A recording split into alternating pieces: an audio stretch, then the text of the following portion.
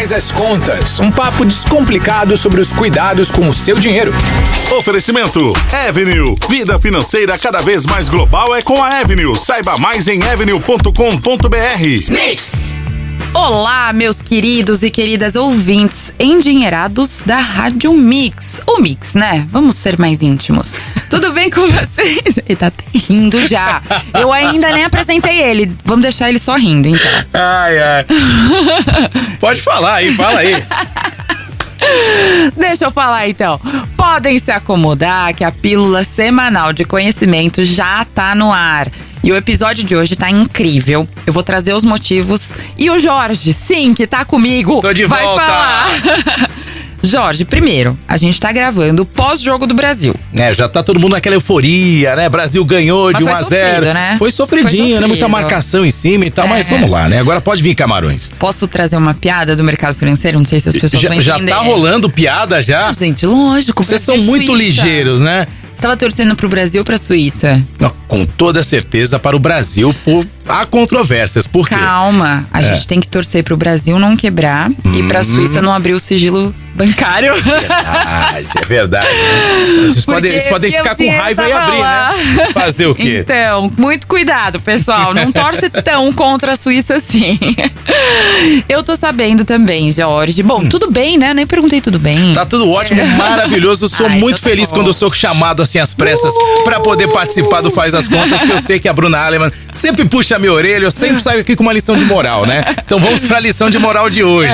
Hoje não vai ser até que tanto assim, vai, porque eu tô sabendo que a gente vai falar de um tema que mexe com o bolso do pessoal, mas não é uma bronca. Entendi. Vamos lá. Solta aí pra mim, qual que foi a notícia da semana que você trouxe pra gente conversar, né? Vou falar sério aqui agora. O mercado financeiro eleva a projeção da inflação de 5,88% para 5,91%. Essa notícia deu no UOL, Bruna. Tá. E agora a pergunta, a gente precisa ficar preocupado com isso? Essa notícia é bem recorrente, né? Na verdade, não com, lógico, diferentes percentuais, mas assim, mercado financeiro eleva a projeção da inflação. Você sabe o que significa isso? A gente vai pagar mais caro nas coisas, né? Boa! Enfim. Ai, Jorge, querido! É A inflação subiu, exatamente isso. precisamos estar preparados. Agora, preocupados. E aí? Sim, preocupados também, tá? Porque a gente teve uma mudança. Inclusive, acho que os podcasts que nós fizemos, inclusive esse ano, eu teoricamente estava colocando, porque era dentro do cenário, a economia assim. A economia assim, você dorme, né? O risco Brasil, quando você acorda, você não sabe o que vai acontecer. E aí entrou essa questão de cenário político, que a gente agora vai trocar o governo. Então tem algumas variáveis que também acabam se alterando. E um dos pontos foi que a taxa de juros do nosso país, provavelmente com essas ideias políticas que estão surgindo, eu comentei que estava na máxima, 13,75%. Eles elevaram a projeção para 15%. Mas é uma projeção. É uma projeção. Então não é nada certo que vai aumentar e tal. Enfim. Mas é uma projeção desenhada. Qual que é o ponto dessa projeção? Por que eu tô falando de taxa de juros? Para mostrar a preocupação para vocês. Porque quando a gente tá na economia, vamos ver a nossa economia como cíclica, né? Um ciclo. O que seria esse ciclo? Pensa no desenho do tio, sabe? Aquele... Da acentuação. Isso, da acentuação tio. Então a gente tá aqui embaixo, no finalzinho, na parte que ele vai pra baixo, assim, a gente tá ali embaixo, que é considerada crise ou recessão, né? A recessão, na verdade, ou depressão, que é uma crise bem mais profunda. Então a gente achou que já tava no final dela. Quando a gente tá no final dela, a taxa de juros está muito alta, porque é para conter a inflação. Então, se está sendo elevada a projeção da inflação para mais e a taxa de juros também, é ruim, porque quer dizer que a gente ainda não chegou no buraco da crise. Quer dizer, quando você pensa que você tá no fundo do poço, pode cavar mais um pouquinho e se afundar um pouquinho mais. Dá uma sentada ali. Bruna. Agora tem um trecho aqui que eu queria que você me ajudasse a entender também dessa matéria. Bom. Vamos lá. Vamos ler aqui. A previsão para 2022 está acima do teto da meta da inflação, que deve ser perseguida pelo Banco Central, definida pelo Conselho Monetário Nacional. A meta é de 3,5% para esse ano, com um intervalo de tolerância de 1,5 ponto percentual para cima ou para baixo, ou seja, o limite inferior é de 2% e o superior de 5%. Bom, Até aqui eu já vi só números. O que significa tudo isso? Parece meio confuso quando a gente lê assim, mas é muito nas notícias que falam sobre inflação e economia, né, Bruna? Exato. Primeiro ponto, a nossa economia, existe uma questão. Tem o Banco Central, que ele precisa garantir o bem-estar da sociedade, o poder de compra. O bem-estar da sociedade é poder de compra, pleno emprego, né? Tem que controlar essas questões. E ele faz isso através de políticas econômicas. Existem políticas econômicas. Quando a gente fala política econômica, tá, pessoal? Não tem a ver com um político em si. É como se fossem estratégias. Vamos utilizar política, o significado aqui, como estratégias econômicas. E uma das estratégias econômicas, das políticas econômicas, se chama política monetária. A nossa política monetária, que é controlar o dinheiro que está circulando no nosso país, é essa questão de meta de inflação. Entendeu? Entendi. Então a gente tem uma meta de inflação, por isso que a taxa de juros cai ou abaixa. Essa meta de inflação que é assim: quando a inflação está muito baixa, a gente pode dar uma acelerada na economia. Então a taxa de juros diminui para que as pessoas consumam mais crédito e acabam consumindo mais bens e serviços. Certo. É um equilíbrio. É um equilíbrio. Né? É um equilíbrio, tá. E quando essa meta de inflação aumenta, então as previsões aumentam, que é o que está comentando aqui, é porque a taxa de juros está alta e a inflação está alta. Mas a gente tem que ter uma meta para a gente não descontrolar a economia, porque gera caos. Caos de desemprego, caos de falta de dinheiro, pobreza e todas essas questões. E a gente já vê alguns países passando por isso, não tão longe aqui do Brasil, há bastante tempo já, né? Não, e eu gravei Coisas que Você Deveria Saber, que foi no ar no final de semana passado, depois eu pego esse áudio, que era exatamente isso. Você já sabia, não sei se você sabe, nós éramos menores, mas nós eventualmente passamos por algumas situações assim. O Brasil já teve inflação de 3.000% ao ano. É muita coisa, né? É muito. 90%. Isso foi na época do Sarney, não? Collor, né? Collor, Sarney, aquela transição lá, no comecinho dos anos 90. Tal. Exato.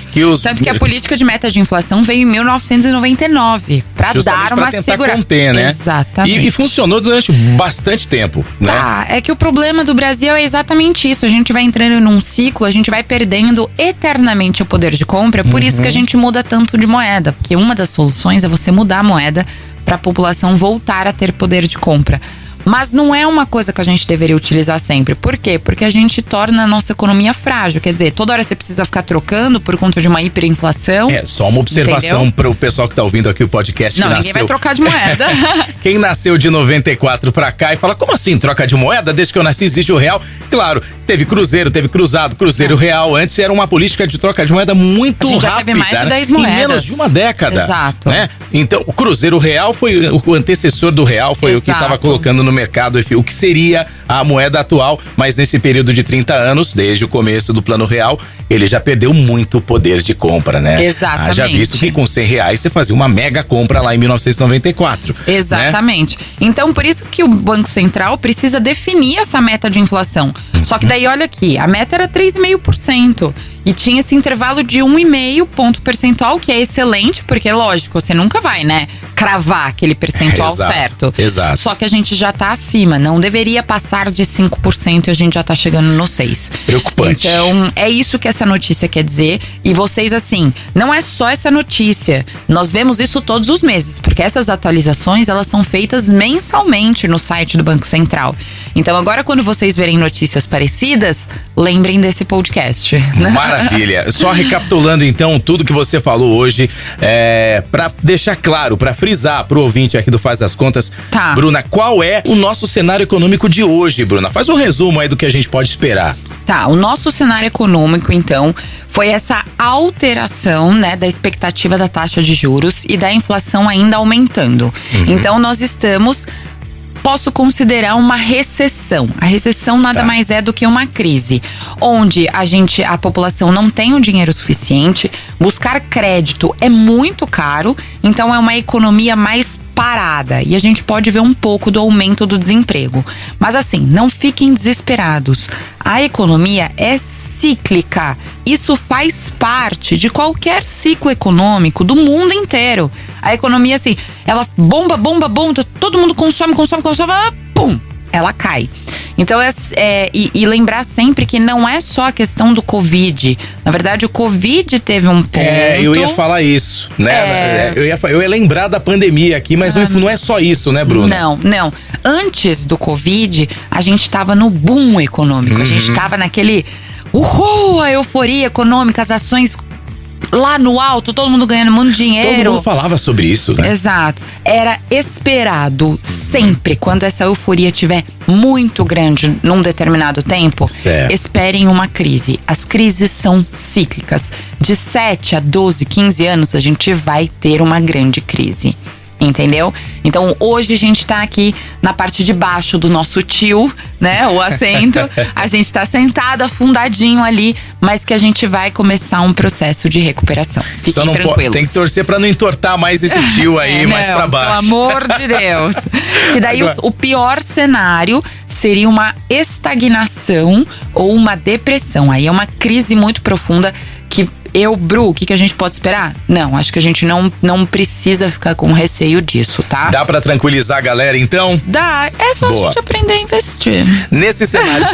É isso aí. E falando em investir, é isso mesmo que eu ia te perguntar. Qual que é o melhor investimento pra esse cenário que a gente tá vivendo hoje? 2, gente. Tem 2? 2 muito bons. Louco, então manda aí. 2, 3, vamos 3. Já tô ficando animado já. Os produtos de renda fixa no Brasil, pré-fixados. Gente, juros alto, pré-fixado. Então você tem um dinheirinho juntado, 10 mil, 15 mil, 20 mil, 30 mil, 50 mil. Coloca pra render 15% ao ano. Maravilha, né? Coloca pra render. É um produto seguro, então um tesouro pré-fixado, um CDB pré-fixado. Você vai resgatar daqui uns 3, 5 anos. Quanto mais tempo você demorar pra resgatar, melhor vai ser a taxa de juros. Mas assim, em nenhum lugar, provavelmente, nessa bola da crise que a gente tá, no buraco da crise, você vai conseguir esse determinado valor nesse tempo. Eu não quero influenciar ninguém não, tá? Mas eu sou testemunha aqui, então vou falar. Eu já fiz essa manobra. E posso te dizer que eu tô satisfeito por enquanto. Não, porque... Poxa, renda fixa é a segurança que todo mundo busca. Exato. Todo mundo, qual é o melhor investimento mais seguro? Agora é o momento da renda fixa. Toda crise gera oportunidade. Nos investimentos, a renda fixa, que é o produto seguro, é excelente. O pré-fixado. Tem o pós-fixado também, que é o Tesouro Selic. E também aquelas contas remuneradas para você ir juntando dinheiro para transferir depois para outros produtos. Boa. E lógico, ações em dólar, né? Porque ações em dólar, toda crise, o dólar sai muito mais fortalecido. Sim, e tá disparando, óbvio, e tá né? Disparando, tá disparando. E a expectativa é que dispare mais, principalmente com todos esses números que a gente tem. E outra, a economia americana também está, geralmente, quando o Brasil gosta de crise para chamar dele, né? Mas agora o mundo inteiro está em crise, então quer dizer que a Bolsa de Valores está barata, comprar barato. Lembra da regra número 1 da Bolsa de Valores, comprar barato e vender caro. Agora, quando que fica barato? Na crise. Se não for assim, não vale a pena, né? Exato, então tem que dolarizar. Mas o dólar tá caro. Vai lá no @BruAlaman que eu tenho um post falando. Olha isso. O dólar caro é aquele que você não tem. Exatamente, e é muito mais interessante você colocar o seu patrimônio numa moeda forte, não é isso? Exatamente. Você pode pagar caro, mas lá na frente você vai agradecer. Você vai falar, agradecer. O dia que tiver vai achar 7, que pagou barato. O dia que você tiver 7, daí você vai falar, você não pagou caro. Exatamente. Bruna, muito obrigado mais uma vez. Imagina. Por todas essas questões que você respondeu pra mim aqui hoje. Foi muito gostoso. Né? E é sempre bom estar com você aqui no Faz as Contas, que tá de volta na próxima semana com mais um episódio. Exatamente. Um beijo, pessoal. Beijo. Faz as Contas, um papo descomplicado sobre os cuidados com o seu dinheiro. Oferecimento Avenue. Vida financeira cada vez mais global é com a Avenue. Saiba mais em avenue.com.br.